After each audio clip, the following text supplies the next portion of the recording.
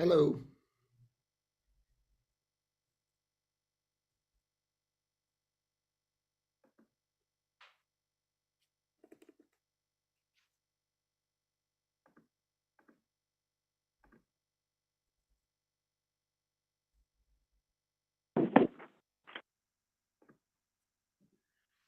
Hello? Hi, Dominic? Yeah. Do you know how the phone gets picked up that he's calling in on? Good. Yeah, the service left getting here. Okay. I mean, around the. Here he is. around In the the- building, I should get it on time. Good, nice seeing you. Hi. Hi. Dan. Hi, Dan. How are you? Nice to see you. Nice to see you too. Philadelphia. I quit. Oh. Done. You want to sit here? I'm gonna move my thing. I'll sit here. Where are you?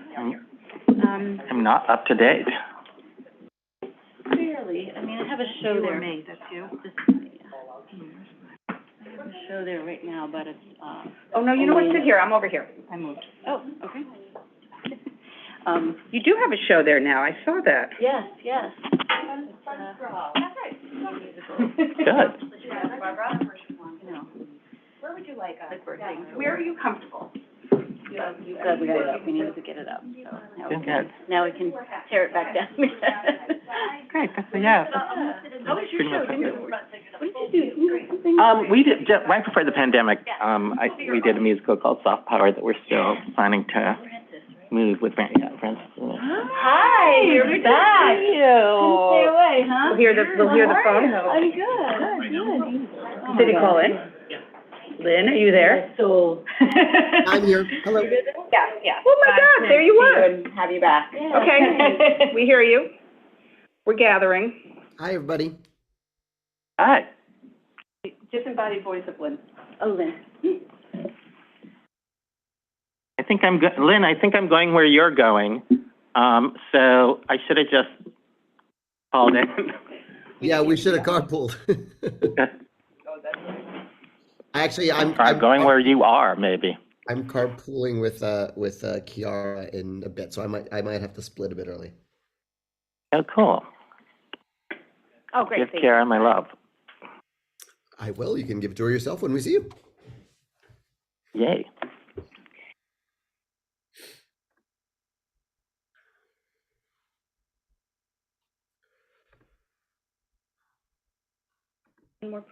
When I get the proxy, should I send it to all of you guys for future, for like future meetings? Because it is, I'm teaching, so. I'll stay for the whole song. Yeah. Hi. How are you? Hi, Lori. I find that when people wear masks for so long, their eyes have a tendency to make. And then when they take that, they're like, oh, that's pretty different than what I had been placing on you. The in-kind is, Oh, my goodness. it's city planning time, it's step time. I wonder. And the auditors sometime in the recent past decided they had to do it like that. Why? I mean, it's an in and out. You look great. Across all nonprofits. Oh, I just sure. remember who was donating. Yeah. Wow. You had garage got They're not too shabby.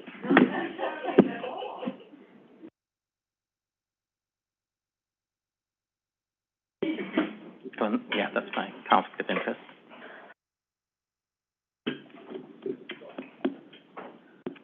Is there time for me to, ladies' remark, I can hold it. I've done hearings for years, so I. How about your crowd? Jesse, you want to show you? Yeah, I probably should. Just wake you up. Yeah, very cool. Hi, I'm David. Good to see you. Nice seeing you. Very good seeing you. I think, when was the last time I saw you? We saw each other someplace very random. Like outside a theater, maybe? No, more random than that. Brooklyn Hospital Gala, but it was. Oh, yeah, totally. I was there. Because after I was stabbed, that was where I went, so. How many years ago was that? That was 2015, so 7 years ago.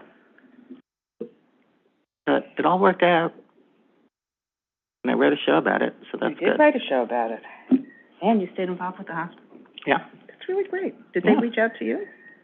Yeah, I mean, we also have a neighbor who works in, I think she was head of nursing there.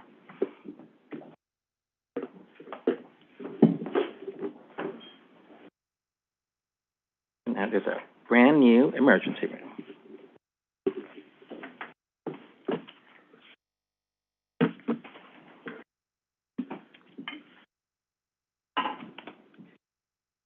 Yeah, remember when we do introductions that we've got, pointing to the screen, so that we have Lynn. Okay.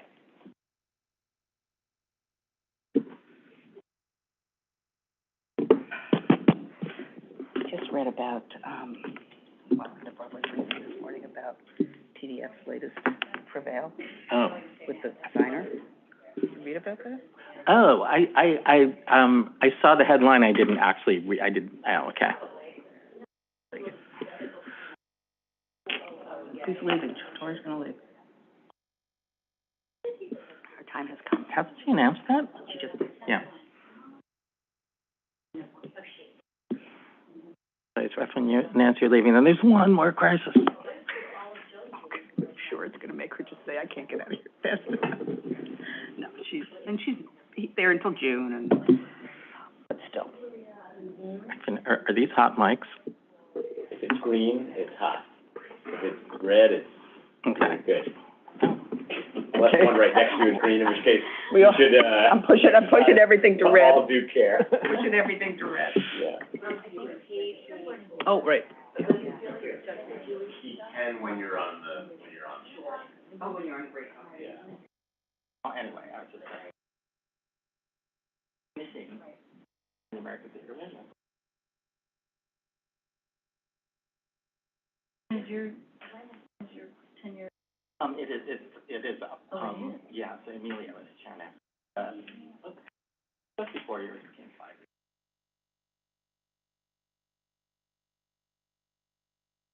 years. Okay, I'm turning my mic back on. Yeah, Mike's to green, Mike's to green. The choreography. I have good things. Yeah, because we've got Lin-Manuel has phoned in. Oh, okay. Hi. And he can't hear us if it's red. Hi. Hey, I how you live doing? in Hi. Come on up here, how you doing? Good to see you. Marcy's on his way. Okay, great, well, you wanna come hold the seat for him? Come on over here. It's like a council reunion. Hello. Hi, how are you? Good to see you. Let's Oh, stay it's here. nice to see you. Hi. Great to see you. Yeah, you too. Right, because we always look sort of like, that's Good, how are you? Good. The address and like the out of fashion. Did you go to cultural affairs? No, I even stupider. I went to Water Street. Because I just misread the calendar.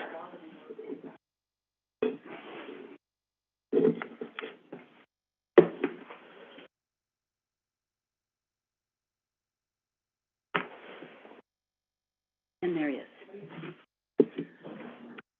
Oh. Yeah.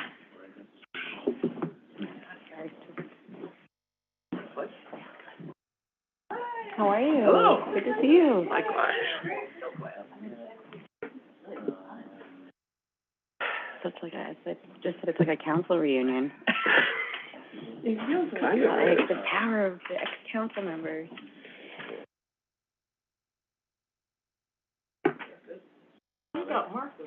Hello, Mark. How you doing? Question. It's getting weird in here. It's a reunion, huh? Oh, my goodness. Thank you. How's everything? Good, how are you? I'm doing great. You loving it? I'm loving it. I am. Dream job, right? Right? Yeah. Yeah, okay. Yeah. But he's just here today, okay. 'Cause I sit on behalf of the speaker, but. Hi, Paige. OG? So that means you're Yeah, going back no. like 10 years? When was it? Or when was it? I Yeah. mean, it was started longer than that, wasn't it? Like, Started, I think I was 5. yeah. Were you traditionally? Yeah. Like 8, He was getting driven. Doesn't get me? like I'm going to the phone. I've only been on for 3 years. And I'm gonna guess you're correct. Great to meet you guys. Look forward to working with you. Just want to say hello, Mark. Hi, I'm Dominic Answini, City Planning. Nice to meet you. Wonderful. Thank you for coming. You work with this guy? Yes. He's the best. He really is. Hi, Amy, nice to meet you. Lori. Yeah, we met, yeah. Hi, Paige, Amy, nice to meet you. Pages, Okay. Okay. Started. Hi, everybody. Good afternoon and welcome to the annual meeting of the Theater Subdistrict Council. My name is Dominic Answini of City Planning. I guess we don't have a lot of time. I know some people have to leave early, so let's start with introductions. Dominic, Council's Office, City Planning.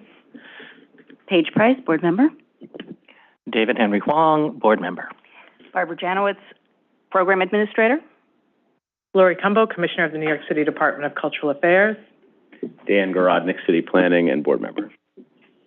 You know, I'm relieved when you introduced this meeting, Dominic, because I thought I was lost and wound up in the city council here. Yeah.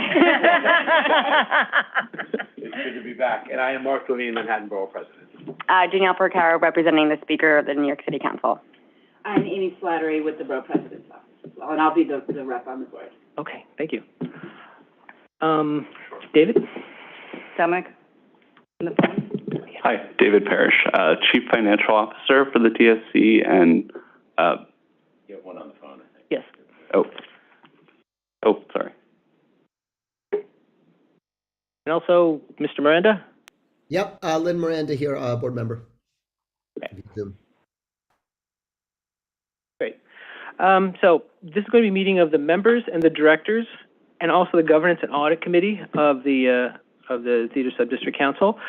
Theater Subdistrict Council, created in 2000, goes back to 1998 when it was created by the rezoning that created the Theater Subdistrict. Just a quick summary of the meeting for today. We have the Chief Financial Officer, David Parrish, who will speak to the budget and the finances. We also have Barbara Janowitz, who's the grant administrator, to talk about grants, both in the past and hopefully into the future. But also we have to do some corporate housekeeping every year because it's a public body. There has to be certain actions taken by the Theater Subdistrict Council, so we're going to get to those as well. I just want to talk real quick about the package that you have in front of you. The two larger documents, which is one entitled Meeting of the Members and Annual Report, you've already been sent by email. I want to explain the smaller materials that also been included here. One here, which is Theater Subdistrict Council Local Development Corporation. These are audited financials that are exactly like those found in the materials, except the audit wasn't officially completed until last week. So even though the numbers haven't changed, I thought it was important that you had a copy of the final audited financials. This paper here, this information is about grants that have been awarded over the years. The information is in the materials I've already given you, but this is a quick 3-page summary of the amount that's been contributed through the years to different organizations. This is a chart that we've created to show the potential amounts that can be contributed by the Theater Subdistrict if the potential were maximized. And the last page is a resignation letter from former Director Dale Roth.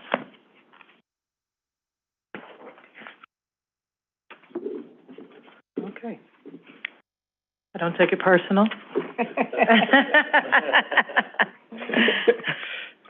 Okay, so if the Director of City Planning or the Commissioner of Cultural Affairs have any comments to make at this time, if not, we can begin with the corporate part of the meeting, the corporate housekeeping part.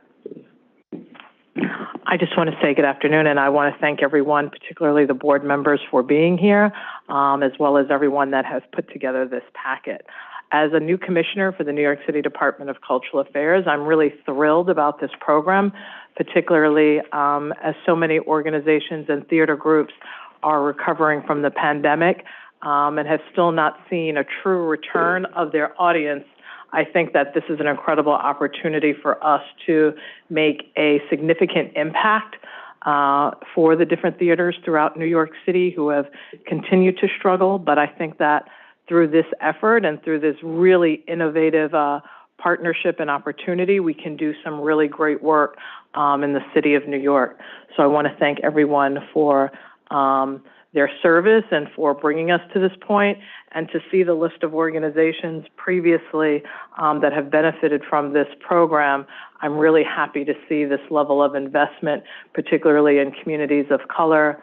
Underserved and underrepresented audiences have certainly benefited from the work that's being done today. So I will now turn it over to my colleague, Dan Garodnick, and thank you so much for opening up your space to us today for this very important meeting. Well, thank you, Commissioner Cumbo. It's great to have you here. And I will only add 2 quick points. I share your enthusiasm and excitement for this group to be convened, certainly to be among old friends and also some new ones.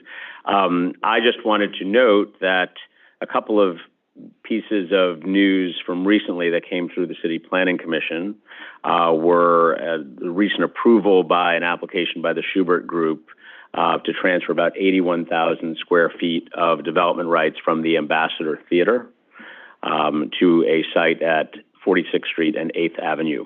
So that is not only good for the use of theater development rights and what it will mean for the Ambassador Theater, but also because it means, for the purpose of this group, a contribution of approximately $2 million into the fund, and will be made probably before the end of the year. Also helping to increase that number was the City Planning Commission's approval in July of an increase to the price of transferring development rights in the district to $24.65 per square foot, up from $17.60 per square foot, which helped to increase the amount of the contribution. And we'll look forward to having a good conversation with you all about how best to make use of those funds now and into the future. And I'm really happy to be here with you all. So thank you. Sorry, Ms. Blumen, if you have anything you'd like to add. Sure, very briefly. I'm new at this. There we go. First, I'm grateful to all of you who have been laboring since the 1990s to bring this institution into fruition. I feel like it's been fabulously successful. It's preserved now so many theaters, historic buildings in perpetuity. That's one goal, and it's also generated millions of dollars for, as the commissioner said, a really diverse array of arts institutions all over the 5 boroughs, groups far beyond Times Square, and groups that often are overlooked too often. So I think we have a lot of success to build on here, and great news that more resources are coming in. So I think it's a great chance to consider the future in the next stage, building on this great record of success, and really happy to be part of it. And Ms. Porcaro, if you wanted to say anything on behalf of the speaker, if not, that's fine. Okay. I'm excited to be back. Okay. Okay. Commissioner Cumbo, as the mayor's representative, and therefore by operation of the bylaws, the chair of this body, may I call the meeting of members to order and begin? I approve. I approve. Yes, you may begin this meeting. Thank you. So, first question, is there a quorum? Yes, there is a quorum. Oh, sorry, go ahead. It's official.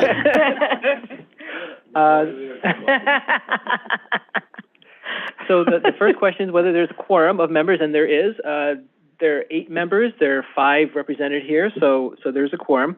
So by the bylaws state that the 8 members, which include, well, we know who they include, have to elect themselves to be directors of this body. And each person it doesn't have to be a collective vote to make someone a director. It's each member just votes for themselves. So if I could just see a show of hands that each of the members elects themselves a director of the Theater Subdistrict Council. Okay, thank you. Okay, just want to point out, which I guess I just did in the package, that the director Roth has resigned. So we're down to 7 members. Of course, she was a mayoral appointee, so the mayor will need to eventually appoint someone else for that position. And I guess at this point, that is the only business for the meeting of members. So I'd like to adjourn, Madam Chair, the meeting of members, and then start the meeting of directors. Thank you. First question is there a quorum for directors? Yes, there are 5 directors here. And the first thing is, if you look in your package, the one that is meeting of the members and directors, on page 8, I believe, are the minutes from last year's meeting. Yes, and what we'll have to do at this meeting, unless there are any questions, of course, is to approve the draft minutes of last year's meeting. If anyone had, sorry? Okay. Second. Okay, great. So the minutes are approved. Sorry, yes, vote? Minutes approved. Great, thank you. Okay. Next, we would like to discuss the budget for fiscal year 2023-2024.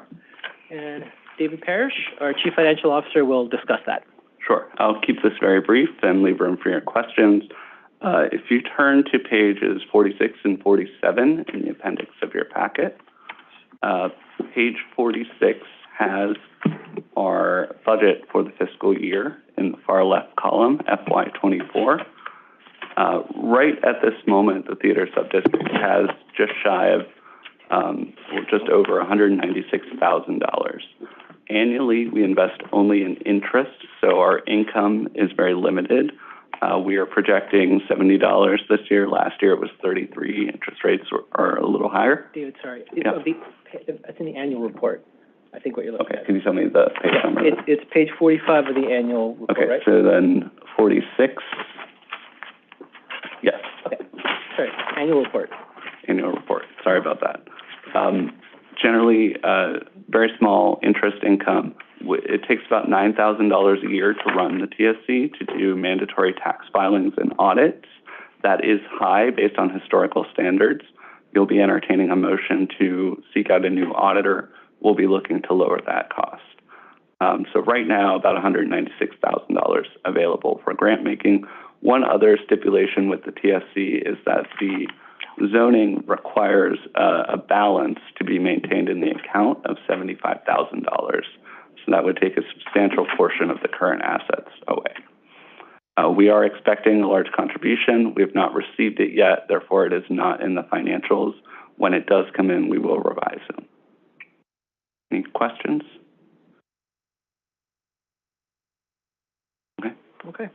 Can be a motion to adopt the budget? So moved. Okay. Second, yes? Second. Okay, thank you. Let's move on to the next item. The Public Authorities Accountability Act requires the board approve an annual report, and that report is included in your packet. Document here. And if there are any questions about the annual report? If there aren't, if the board could approve the annual report. So moved. Okay, thank you. Okay, now, Barbara Janowitz, who is the TSC Grants Administrator, will make, there you are, will make a presentation about grant making. It's going to be very brief. I just want to bring people up to date. The last round of grants that we made actually ended formally about 3.5 years ago, which was prior to the beginning of the pandemic, and that was a continuation of funding for paid training and fellowship programs for non-performance theater professionals, looking very heavily into communities that were underrepresented in the theater community at the time. When the pandemic hit, 8 or 9 of those theater grants were still in operation. The organizations had found operating funds beyond the TSC, because the grant money was over, to continue them. Obviously, the pandemic happened, things shut down. Right now, 6 of them have relaunched these programs. These programs have become kind of integral parts of their ongoing institutional operations, so that's really heartening. and another one is looking for funding to continue. So we think they've been very successful. There's also grant programs that we funded early on in the first several rounds that continue. Certainly Public Works, the Public Theater's annual production at the Delacorte, which we were able to give seed money to, has gotten bigger. The Pregonis Puerto Rican Traveling Theater merger has been very successful. Staging Success, an education program at the Atlantic. Signature Theater's residency program, which is no longer called what it used to be called, but that continues, and we gave them seed money for that. So there's been a lot of long-term impact from the grants that the TSC has made. Paige, yeah. I just have a question about the impact on the smaller organizations, like the company that, the disability, the TB, Theater Breaking Through Barriers. The difference with the infrastructure of the bigger grants that we gave and the other. That's a good point, Paige. The smaller ones have really not been able to find the funding to necessarily continue the programs, but they all trained a lot of people, and there were about 200 to 250 theater professionals that were trained through the last 2 rounds of these grants who are now working in the theater. Some in New York, some outside of New York, some are doing more commercial work. But those organizations trained quite a few people. So there is more impact, even if it's not continuing as part of their institutional life.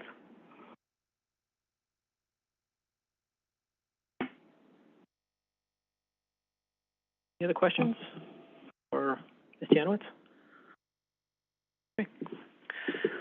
Okay. Next item is officer elections. Traditionally, how things have worked is that the head of city planning commission would be treasurer, the head of cultural affairs would be CEO, the borough president would be secretary, and the speaker was vice chair.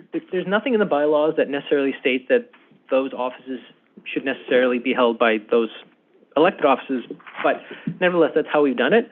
And I would say if anyone, unless there's an objection to that, we could continue with that, if that's all right. Just to reiterate, Director of DCP, Treasurer, DCA, CEO, Borough President, Secretary, and Speaker, Vice Chair. So if that's okay, I'm in favor of remaining the CEO. The other officers can change if they so choose.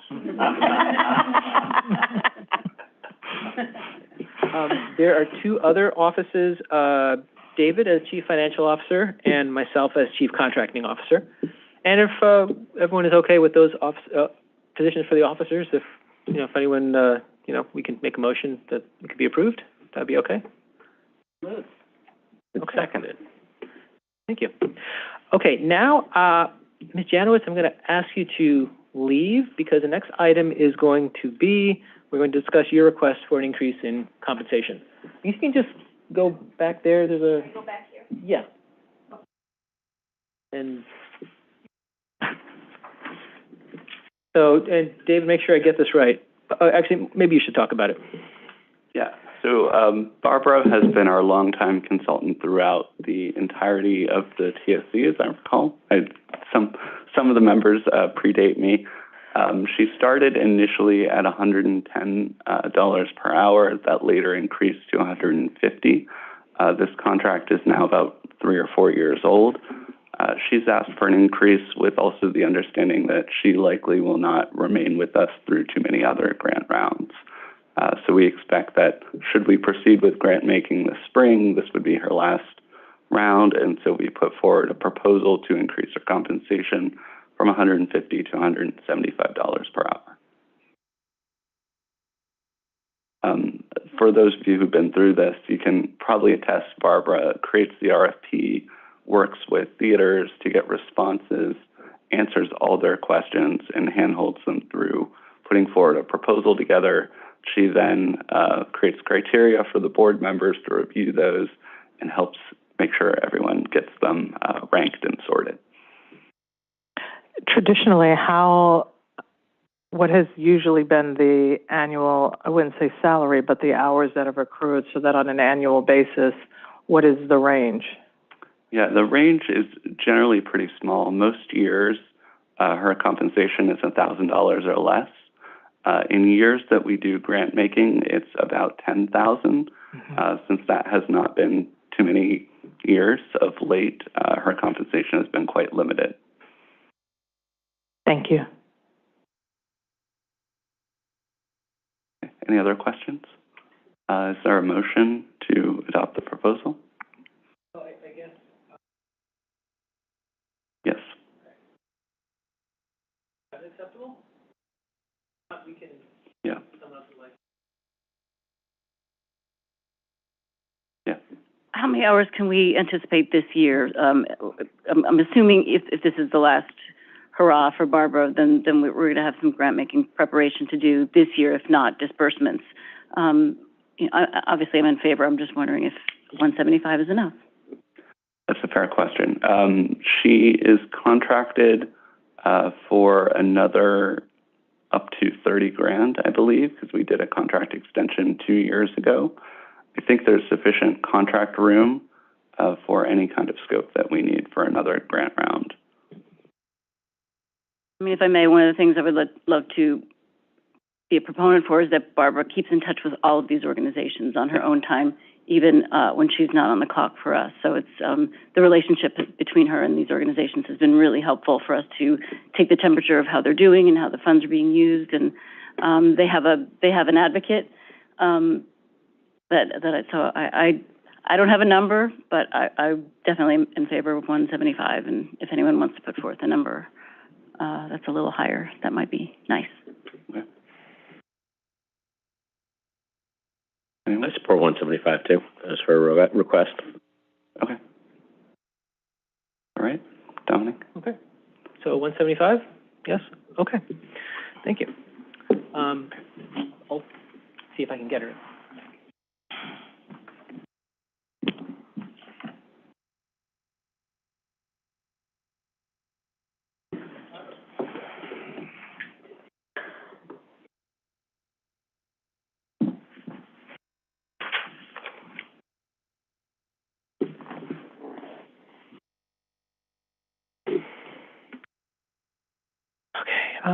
Madam Chair, if I can now adjourn the meeting of the directors and open the audit committee meeting. Thank you. So the audit committee is comprised of the representatives of the city government offices.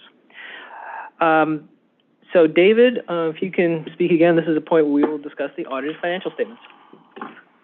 So in the annual report document on page 18, most importantly, this is a clean audit in the parlance of what this is. We've had very little spending this year. The auditor found, in her opinion, that our financial statements were in good order. She issued one observation on page 37 of the annual report. She noted the organization does not have documented business liability or director and officers insurance coverage. We've been through this in past years as an entity of the City of New York. We are presumed to be covered by the law department by the city's self-insurance policy, and that would include all board members and directors doing the business of the city. As she notes, we could better document that.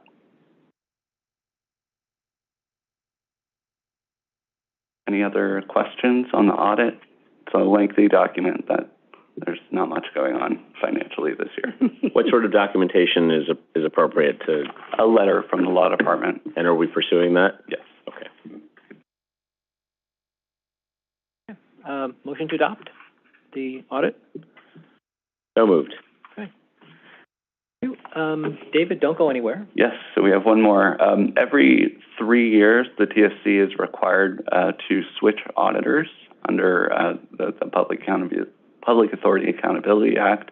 The current auditor, Susan Rich, has been with us for 3 years. So we'd like to entertain a motion to put out an RFP for a new auditor. Is there any? I'd like to make that motion. Thank you. Okay. Seconds? Second. All in favor? Aye. All right, thank you. Thank you. Let's move on to the assessment of internal controls. This would be on page 42 of the big packet that's not the annual report. Public authorities law requires that the TSC conduct the annual assessment of its internal control structures and procedures and this assessment has been prepared in coordination with the Chief Financial Officer. The internal auditor assesses the major business functions of the organization, namely managing the theater sub-district fund and procurement, professional services and grant making. And the auditor's statement on page 17 of the annual report, and also on page, page 33 of the annual report, and also page 17 of the smaller package, the audited financials. The auditor wrote at the bottom of page 17, my consideration of internal control was for the limited purpose described in the first paragraph. Given these limitations, during my audit, I did not identify any deficiencies in internal control that I considered to be material weaknesses. However, material weaknesses may exist that have not been identified. But, so anyway, that's the information that we have from the auditor on the internal controls. Unless there are any questions about the internal controls, motion to adopt, to approve? Okay. Okay, thank you. So there's no further business before the meeting of the audit committee. So Madam Chair will adjourn the audit committee, if that's all right, and open the meeting of the governance committee. Okay. So the governance committee, as the audit committee, is composed of the representatives of the city government offices. And there's only one item on the agenda. On page 53, there is a questionnaire called page 53 of this package, the meeting of the directors package. There's a questionnaire which is required by the Public Authorities Accountability Act. And how this questionnaire is supposed to work according to the law is that it needs to be anonymous. So I thought that at this point, if directors wanted to fill it out and leave it anonymously without being signed, but then I thought, you know, Mr. Miranda, how are you going to get me yours anonymously because you're not here? So what I think I'm going to do is, and I've tried this and it works well, I'm going to send and I think I've done it in the past actually, send a Google link to everyone so a survey can be done anonymously that way. So we can fulfill the state requirement and make sure that it's an anonymous review of how the board is doing. Any questions about how that will be? Okay, thank you. So that will be coming by email very shortly. Okay, that is all the items on for the governance committee. So, Madam Chair, we're going to adjourn the governance committee and reopen the meeting of directors. Okay, there's only one more item before we get to the general discussion, so we're almost there. The Public Authorities Law requires that the Theater Subdistrict Council annually review and re-adopt its procurement policy and investment guidelines, and you can find those on page 46 of this package. Okay. And I'd like to put forward a motion to adopt the procurement policy and the investment guidelines. Okay, thank you. So that is the end of the corporate housekeeping for this meeting. And now we're at the point of the meeting where we can have a general discussion about this organization, where it goes, which I'm not a director, I will not be a part of. Madam Chair, may I be recognized for a question, comment? You may be recognized. Thank you. So as one of the new members of this group, I was preparing for the meeting and learning a little bit more about all the grants that had been made previously and what our opportunities are down the line. And I asked the city planning team to give an assessment of what the potential overall value is of future existing air rights transfers, and they prepared this one pager over here, the one in color. Actually, I'm just seeing it today. One question that I have for our team is, where we have a current $34.9 million potential value. Is that the potential value from inception, or is it the potential value at this moment?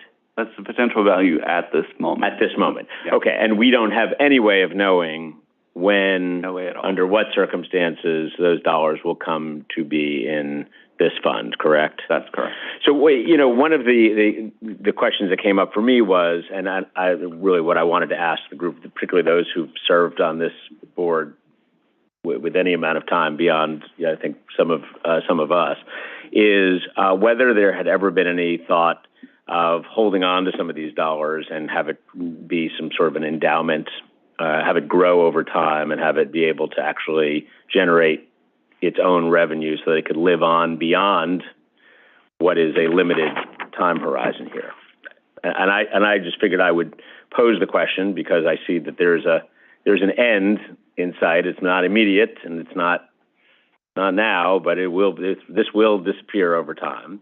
And whether or not there was either any interest or any discussion previously about holding funds and working off of interest and or doing private fundraising to ensure that it is an endowment that actually could live on beyond the specific air rights that are available here. So that really was the one question that I had, and I don't come with a huge agenda on the subject. I just wanted to ask and see whether it was previously considered or if it's even of any interest to anybody.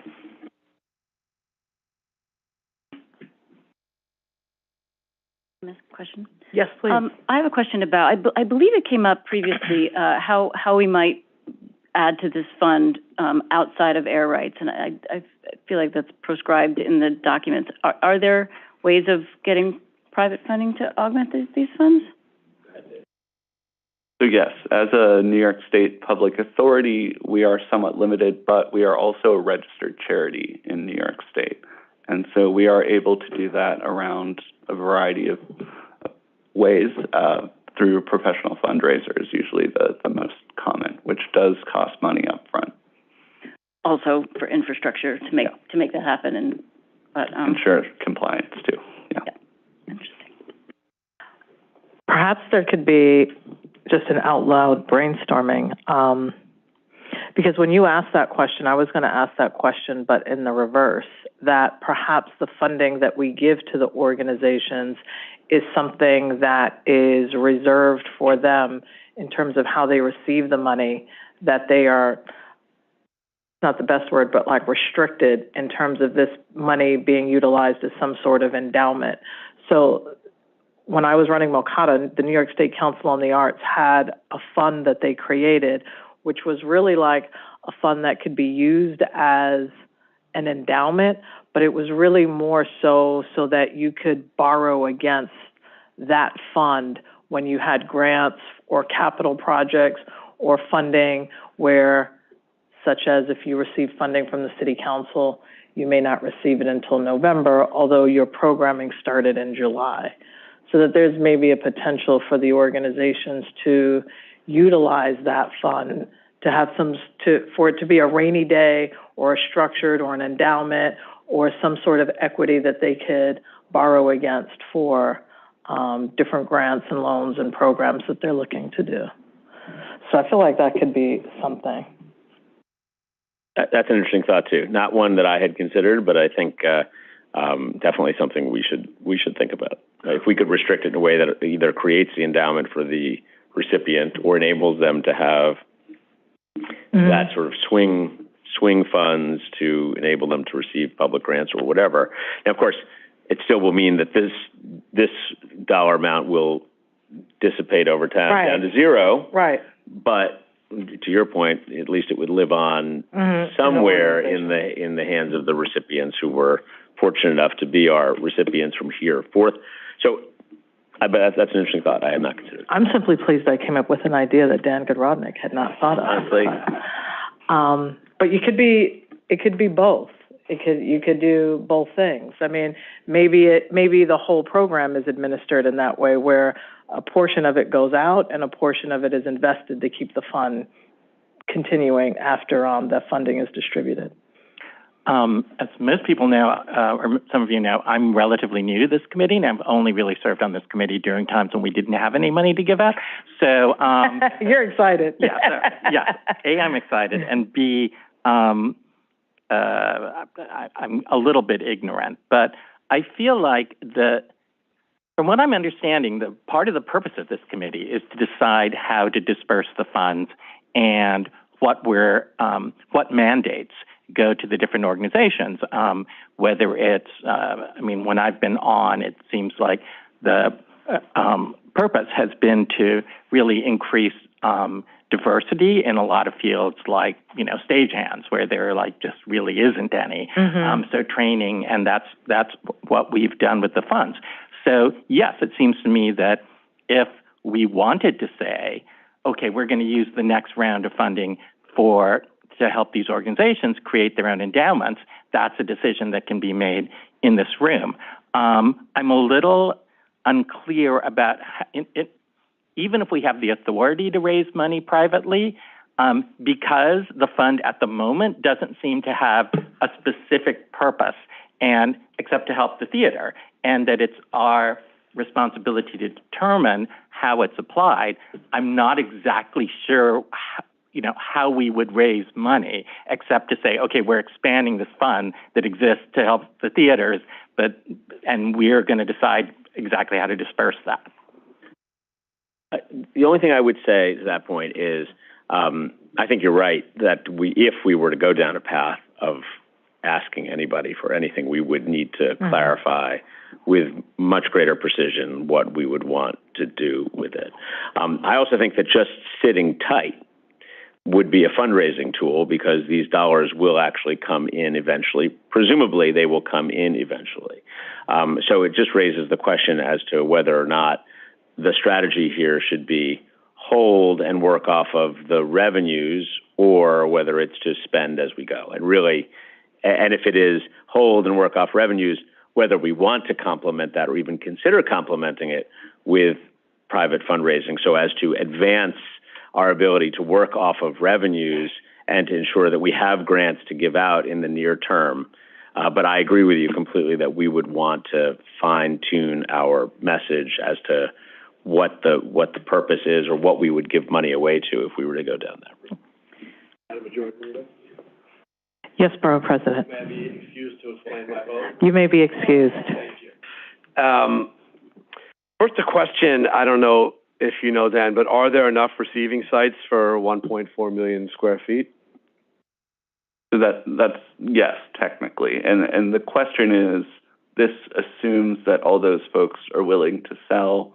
This assumes that those folks sell in some reasonable time period, not 50 years from now. So there are a lot of ifs in that projection, right? Right. And they might not want to sell if they want to develop their own current site. Absolutely. Got it. Okay, so a little bit of an unknown on the timeline.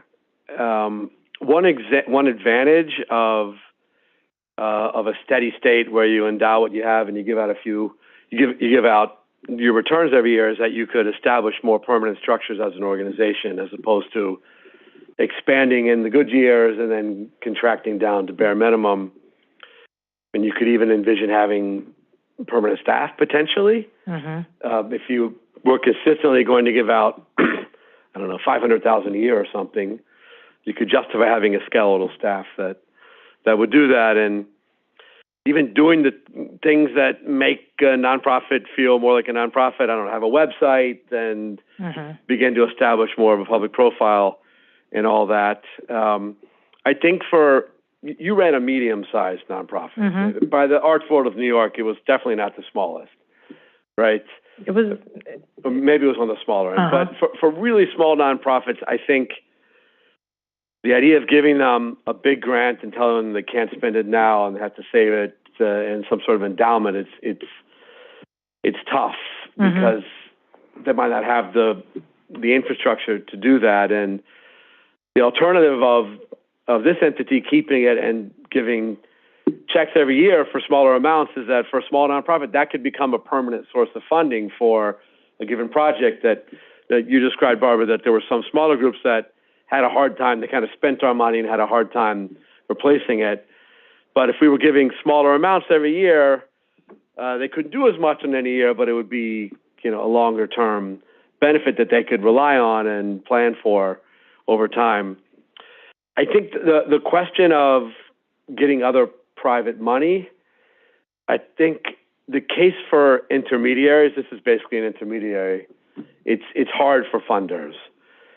And usually they buy into it if the intermediary is doing something more than just passing the checks through, because, you're going to take a little bit of a cut.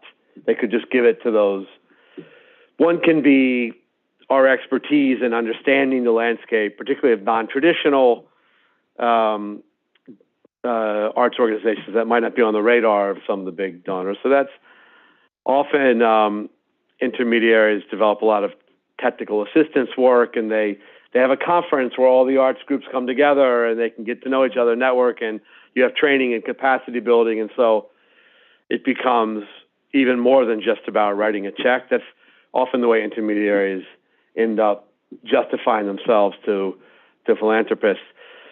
That's a whole different type of animal than what this currently is and what we currently are. It might be the way to go, and it could be very exciting, but that's way beyond the very narrow mission that we have. Mm-hmm. Mm-hmm.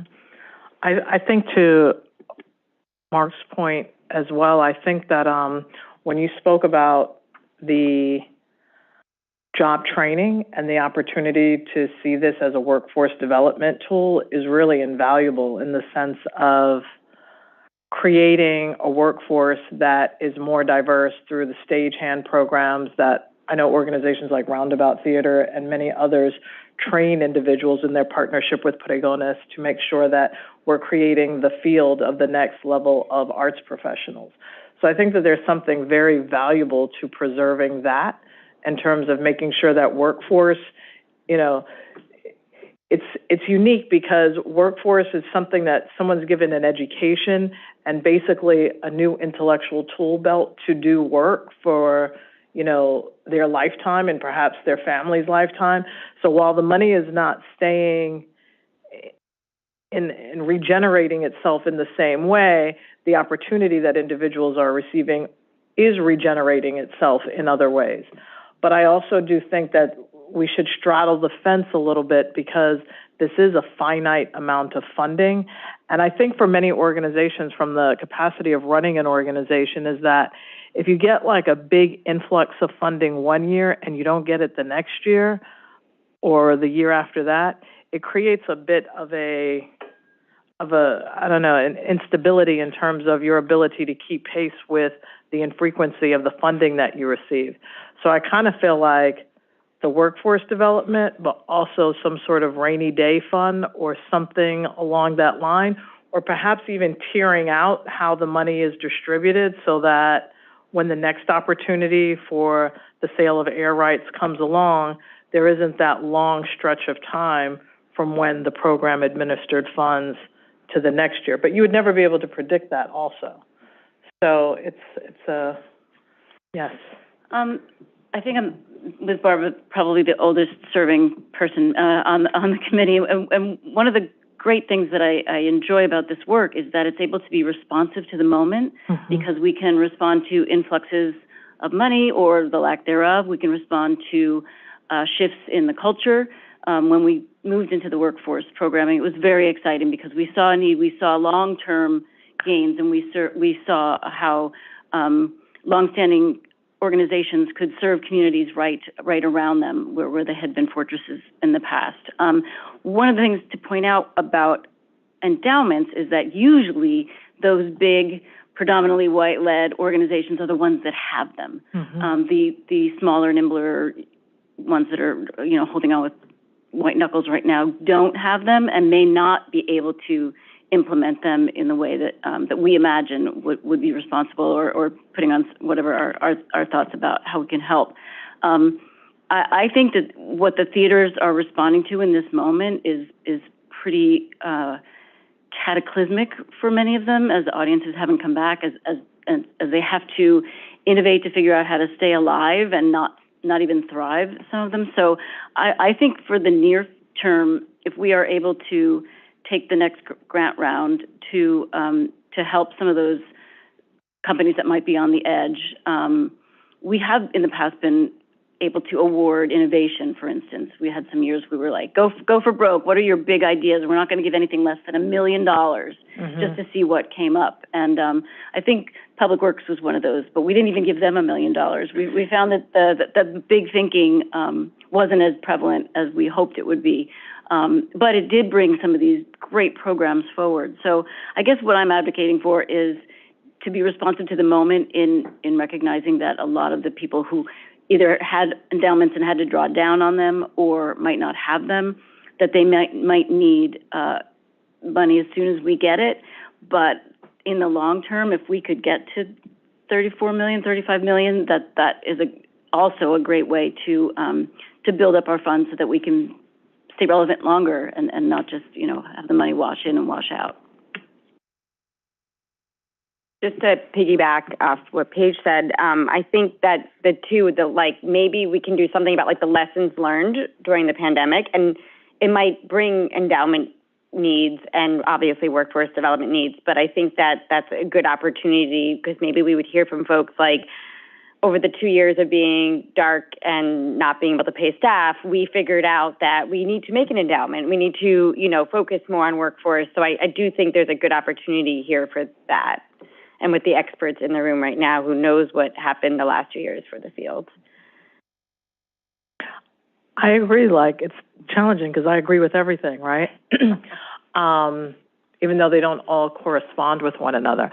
I feel on one hand, I feel like there will always never be a good time for small and nimble organizations to build or create an endowment or a rainy day fund. It'll always be thought of in that way.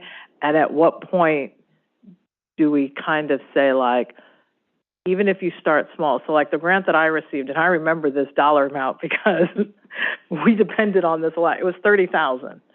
So we just used it every time there was something like a program or month to month where maybe we couldn't make payroll or the funding hadn't come in that we could get a loan and back it by that in order to do that.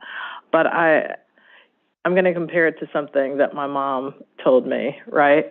So this is bringing me back down to real big reality, not the Commissioner of Cultural Affairs. But when I came on with the City Council, my mom was like, you need to do the deferred compensation plan. And I was like, I don't want to do the deferred compensation program. I really need my money right now. I need all of it. I just finished this election. I need to do it. So the first 4 years, I didn't do it. But then the next 4 years, I did do it. And I didn't really notice the difference in terms of the money that was being put away every month. You just kind of recalibrate and work differently based off of your new reality. So I feel like in some ways, they should get into the zone of even starting small and then continuing to add to it, because I think there's something psychological to an organization where they know that they're developing or building something for the future. But at the same time, I do love the concept of workforce development and creating the next generation of diverse art hands and leaders and cultural workers. So I'm kind of all in the middle. Yes, Dan Garodnick. So I think the way I hear the conversation is that there's the question of if we were to spend the money, whether it's on the immediate things like workforce development, finding ways to enable new stage hands, people who have not previously been in the profession to have an opportunity, or to do sort of those catalytic grants which have the effort of spurring an endowment or creating opportunities for small organizations. And then on the other hand, there is the question of whether we can take any steps here to create an opportunity to allow for our dollars in this group to grow so that we can forever make those grants, whether they're catalytic endowment-like things or were there specific workforce development today, nimble, meet the moment sorts of things. and I recognize we're not going to solve this question today. I really just wanted to pose it.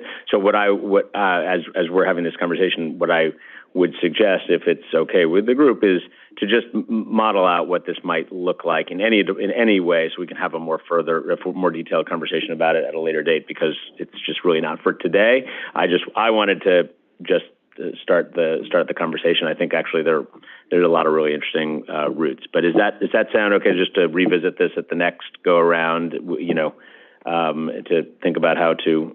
And we may not have any more information. We may be exactly where we are. We may have no further insight on any future air rights transfers. We may only have, we will have $2.2 million, which I recognize is more than we have had in a while in the bank, and then we can figure out whether to actually activate grant making, or whether we want to take a piece of it and hold it, or whether we want to take all of it and hold it, or take any. I mean, whatever we decide to do, obviously we should discuss, but at least we'll have a little bit more information as to what you could generate in terms of passive revenue off of whatever dollar amount is at least achievable in a near term. Does that sound like an okay conversation for the next time? It always feels better to come back and think about it. I think that sounds fair, prudent even. All right, thank you. I could just bring up one thing about when next time will be. The last few years, we've had only an annual meeting, but historically, it used to be 2 times a year. So what we can do is, we can propose that the next meeting could be in April, So at that point, we would have the money, I think it's 6 months, right? April, around there. I mean, at that point, we would have the $2 million, and maybe we could think about these issues, and in the April meeting, we could make some, concrete decisions. Does that sound plausible? Chair, what do you think? It is a bit of time. I feel like somehow maybe would that be appropriate through like a Zoom call? We kind of flush it out, talk about it, brainstorm a little bit more to kind of think of what that should look like. Because even as we're having this conversation, other thoughts come into my mind in terms of, do we want to tier out the money so that perhaps maybe we give out $750,000 one year and $750,000 another year, or maybe we make a multi-year grant so that the organizations know that they're going to get this grant, 50 this year, 50 next year, 50 the third year, so that you're getting it for 3 years with a level of consistency similar to what we do at the Department of Cultural Affairs. So there's a lot of ideas that I think we need a bit more time now that I'm hearing everyone's experience, and you've been on the board the longest, so it's interesting to hear how this came about and the history of it and what has worked previously in the past. I think that this body can meet as many times as it wants, but I think, though, we have to make sure that it follows the open meetings laws, which is fine. Got it. So, that's fine. It's what we're doing now. It's not very difficult. So we could have, January, February. It depends when we feel like we want to get together again by Zoom. Okay. It wouldn't be I got to think about this. Yeah, I think it maybe needs to be in person for it to be an actual meeting. But legally, all we have to do is 1 meeting a year. So this could be a bonus meeting. Yeah. We'll think about that, about what it means and what we have to do. But I guess we could probably make it work. I mean, if it's a Zoom meeting, it might not be an official meeting. If we need to have an official meeting, we would probably have to gather in person. But we'll talk about that. Okay. That sounds good. Great. All right. So should we officially adjourn the meeting, or? Unless anyone has anything else they want to bring up, because this is just the general discussion period. Okay. If there's anything else. I mean, one thing we can watch is the disbursement in the UK. It's a very different model, which we covet, where the government really funds so much of their art making. But they have moved away from giving to the big organizations and are funding the smaller ones. So, for instance, the Donmar Warehouse is getting nothing, which they might be positioned to recover from. They provide many, many jobs. They might have to shrink too. So I think there's models out there that we could watch that might inform what happens. And I think predictions that we're not going to really get back to till 2024 anyway might mean that the needs change drastically even in a year. Mm-hmm. That's true. That's very true. Okay. All right, thank you. Gavel, Madam Chair. All right. This meeting is adjourned. Thank you, everybody.